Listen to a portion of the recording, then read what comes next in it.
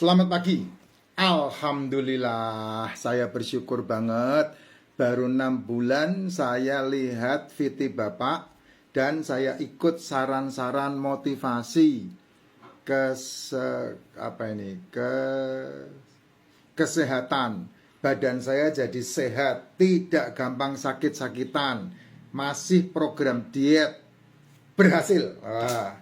Jess, testimonial kayak begini saya replay dengan VT supaya teman-teman boleh bisa mendapatkan informasi yang luar biasa. Apa yang dilakukan sama ibu yang berhubungan dengan motivasi kesehatan ini? Motivasi kesehatan ini semuanya adalah milik setiap orang, ya. Sama seperti kemerdekaan, sama seperti kebebasan. Jangan ada orang-orang yang mau diintim. Aduh, minum dulu dah. Nanti kalau diintim, saya ributkan sama midasi, repot nanti. Ya. Itu akan memberikan kesehatan yang sangat luar biasa. Ya, tinggal kamu ikutin aja. Tinggal kamu trial, tinggal kamu coba. Masalahnya dari 100 orang saya lihat ya lumayan sih. Dari enggak usah 100 ya, kebanyakan ngitungnya. Saya matematikanya jelek masalahnya. Dari 10 orang 8 ikut aja itu udah luar biasa. Sekarang ini masalahnya dari 10 orang ya, dari 10 orang itu yang ikut baru 4. Yang lain masih sibuk dengan kebenaran yang 1000 tahun kepungkur menjadi keyakinan. Itu masalahnya. Ya, kalau saya kan udah berubah.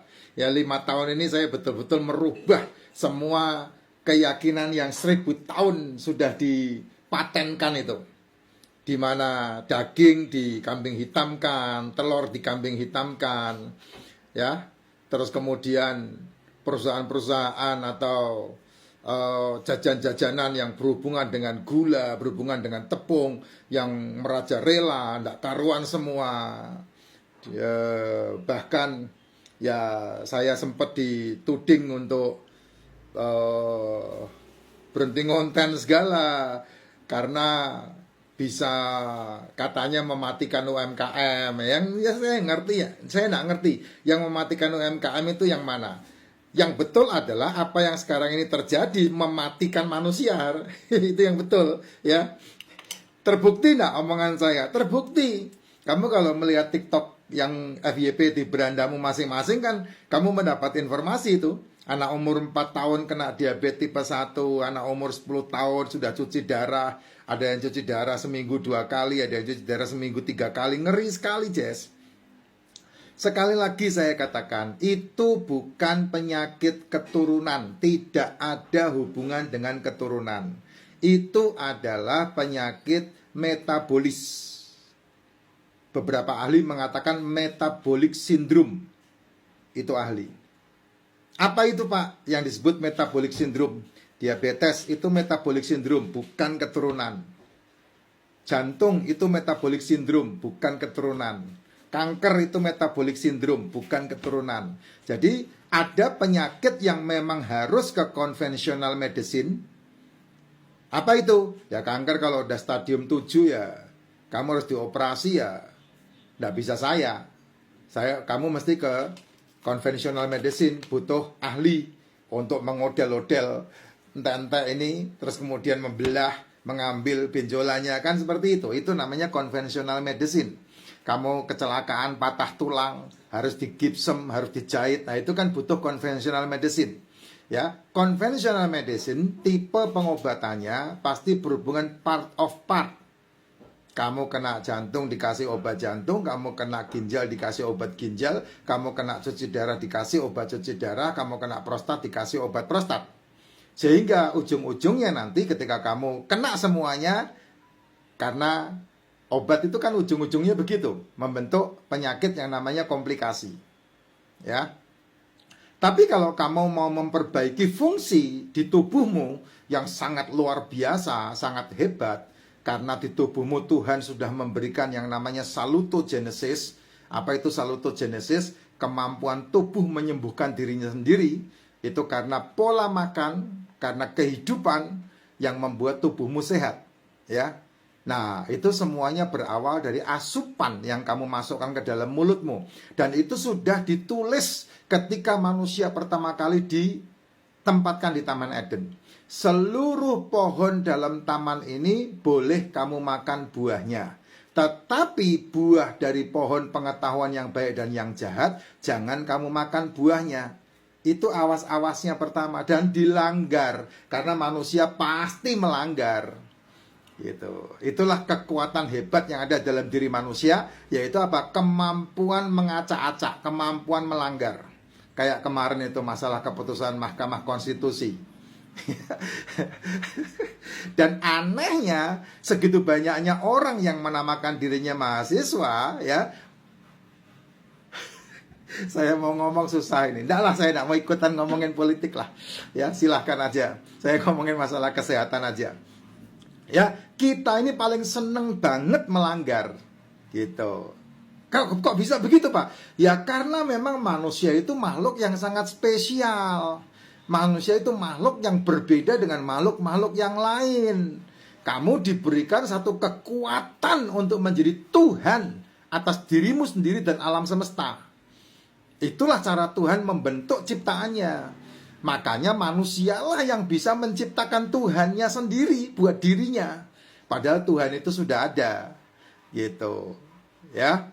Nah, itu yang membuat kamu memiliki pikiran yang liar, memiliki pikiran yang bebas. Dan ujung-ujungnya kalimatnya begini, hidup cuma sekali, makan apa aja. Makan mumpung belum dilarang. Nah kan itu keputusanmu akhir-akhirnya, ujung-ujungnya. Ya itu kan hak, kamu punya masing-masing. Kalau saya tidak, seperti apa yang terjadi sama ini, Pak Jas ini, siapa ini, ibu ini, ya, 6 bulan dia mengikuti VT saya dan kemudian mengikuti saran-sarannya. Apa itu? Jam 4 pagi sampai jam 12 siang tidak sarapan. Makan di jam 1 sampai jam 7 malam. Jam 8 malam sampai jam 4 pagi lagi tidak makan. Nah, itu kan polanya. Pola sehatnya di situ.